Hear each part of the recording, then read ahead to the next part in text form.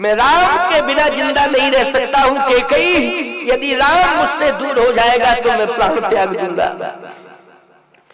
कैकेयी ने कहा कि ये आपका विषय है और ये आपका विचार है, आपका मन है, आप राम के बिना नहीं रह सकते हैं तो ये आपका मन है, लेकिन मैं कह रही हूं अगर आपने वरदान मुझे दिया है तो उस वरदान के बदले में आपको राम को वन भेजना पड़ेगा। राम अगर वन नहीं जाएंगे तो फिर मेरी बात सुन लो। दशरथ जी ने कहा अच्छा ठीक है, नहीं जाएंगे तो? कैकेयी बोली होत प्रात मुनिवेश धर, जो न राम बन जाऊं तो मोर मरण राम यजस, नृप समझिए मन माहु। सूर्य की किरण नहीं निकलना चाहिए, इसके पहले राम को अयोध्या छोड़ के चला जाना चाहिए। यदि वो नहीं जाते, आप नहीं भेजते तो मेरे प्राण निकल जाएंगे, मैं मर जाऊंगा, मैं जिंदा नहीं रहूंगा। अब डिसीजन ले लो। दशरथ जी बोले तो चले जाएंगे राम तो मैं मर जाऊंगा। कैकेयी बोली नहीं जाएंगे तो मैं मर जाऊंगा। एक बात बताओ, पति पत्नी में अगर मरने वाली बात आ जाए कि दो में से किसी एक को मरना पड़ेगा, पति पत्नी में ये कंडीशन आ जाए कि दो में से किसी एक को मरना पड़ेगा, तो ईमानदारी से बताओ किसका मरना ठीक है? धर्म क्या कहता है, लोक रीति क्या कहती है? अच्छा लोक रीति की बात छोड़ो, मैं कहता हूं शास्त्र की नीति भी यही कहती है, शास्त्र भी यही कहता है।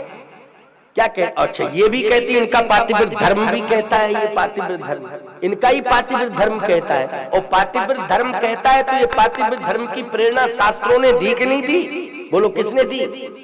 ये संविधान किसने दिया है? पातिव्रत धर्म की प्रेरणा किसने? शास्त्रों ने दी। तो शास्त्रों ने दिए, पातिव्रत धर्म क्या कहता है? पति पत्नी के बीच में मरने की बात आ जाए कि दोनों को मरना, दोनों के बीच में मरने की बात आ जाए कि एक जिंदा रहेगा तो एक मरेगा, तो ये तो स्वयं कहती हैं, मंदिरों में जाती हैं, तीर्थों में जाती हैं, यही कहती हैं कि मेरा सुहाग अमर रहे और मैं सधवा होकर के, क्यों भाई, दुनिया से जाऊं, स्वागवती होकर के दुनिया से जाऊं। अच्छा स्वागवती होकर दुनिया से कब जाएगी? ये जब पहले मरे, पति के पहले मरे तब।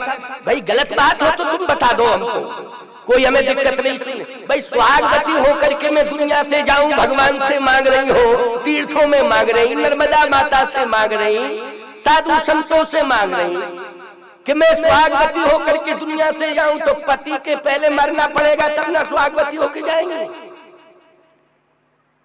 इससे सिद्ध हो गया पत्नी का मरना ठीक है, पति का बचना उचित है। भाई बिल्कुल साफ, तुम लोग नहीं बोल सकते हो, ये हम बोल रहे हैं। जो साफ साफ बोलने वाली बात है वो मैं बोलूंगा, चिंता मत करो। इसलिए तो हिंदू उत्सव समिति के लोगों ने आयोजन किया है कि साफ साफ बात तो महात्मा ही कह सकता है और कोई। और मैं जगत गुरु पद पर बैठा हूँ, धर्माचार्य हूँ, मुझे तो स्वतंत्र अधिकार है बोलने का, समझ गए हो? सबसे बड़ी हिदायत हिंदू सनातन संस्कृति की, हिंदू सनातन संस्कृति का सबसे बड़ा आचार्य माना जाता है जगत गुरु धर्माचार्य। सबसे बड़ा धर्माचार्य कौन है? जगत गुरु है। इसलिए जगत गुरु की बात शास्त्रों की ही बात हुआ करती है, वो शास्त्र के रूप में ही समाज के मध्य आता है, याद रखना, शास्त्र के रूप में ही आता है।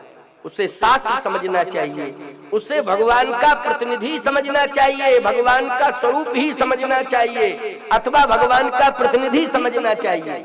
भगवान स्वयं इस बात को कहते हैं, याद रखना, भगवान स्वयं इस बात को कहते हैं कि समाज के लोगों, हम तुम्हारी श्रद्धा भक्ति से प्रसन्न हैं, लेकिन तुम ये चाहते हो कि हे प्रभु मुझे दर्शन दे दो, दर्शन दे दो, दर्शन दे दो।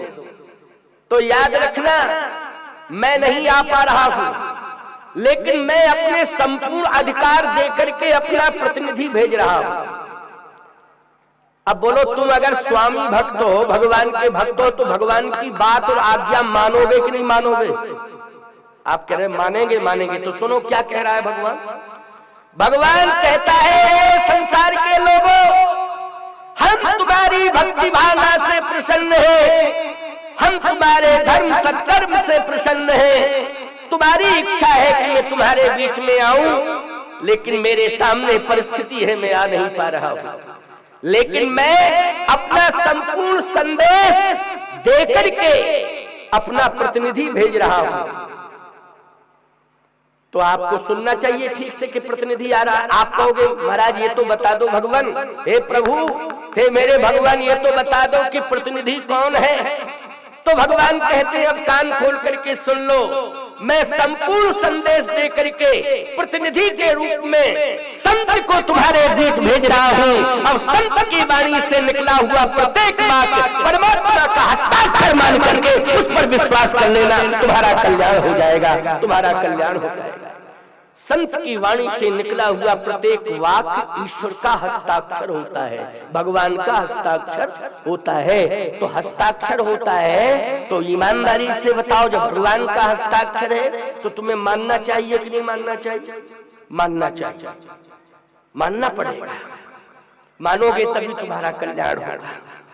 तो मैं चर्चा कर रहा था आपसे कि पति पत्नी के बीच में अगर ये कंडीशन आ जाए तो शास्त्र कहता है कि पत्नी का मरना उचित है, और पत्नी को खुद कह देना चाहिए मौत से कि देखो देखो भाई डिसीजन अगर है, हम दोनों ने तय कर लिया है।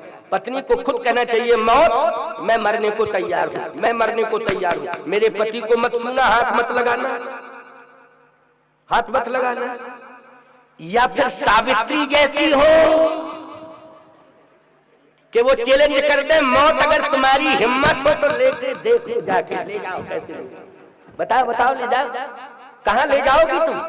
मैं वहीं से पति के प्राण खींच के लाऊंगी। बोलो भैया, तो सावित्री जैसी होना चाहिए, सावित्री जैसी होना चाहिए, तब तो बात बने। लेकिन इतनी हिम्मत कहां है, इतनी साधना कहां है? नर सहस्त्रमो सुनो पुरारी, कोई को होए धर्म व्रत धारी, कोई को होए। एक सावित्री हो गई। बोलो हो गई कि नहीं हो गई? जो यमराज की चौखट से अपने पति के प्राणों को खींच करके लाई धरती पर कि नहीं लाई? लाई कि नहीं लाई? तुम्हारे अंदर है ताकत, रोने की ताकत है। कहां चले गए हमको छोड़ के? बस रोने की ताकत है, लेकिन पति को लाने की ताकत, यमराज की चौखट से पति को लाने की ताकत, पति के प्राणों को वापस लाने की ताकत। लेकिन चिंता मत करना, घबराने की जरूरत नहीं है। भगवान से प्रार्थना करेंगे हम, और करते ही रहेंगे कि तुम सब ऐसे ही अच्छे कार्य करते रहना, ऐसे ही दिव्य आध्यात्मिक आयोजन करते रहना, हिंदू सनातन संस्कृति को गौरवान्वित करते रहना, अपने परिश्रम की कमाई के माध्यम से सदा हिंदू सनातन संस्कृति को जागृत करते रहना। हम संत महात्मा अपनी आयु तुम्हें प्रदान करते हैं दीर्घायु होने के लिए। तुम सब दीर्घायु हो, यशस्वी हो, कल्याण हो तुम्हारा। हम तो मर के चले जाएंगे, फिर आएंगे यही कार्य करने के लिए। हम लोगों का तो यही काम है, यही काम है। भगवान ने भेजा, चले आए, और फिर चले जाएंगे, फिर चले आएंगे।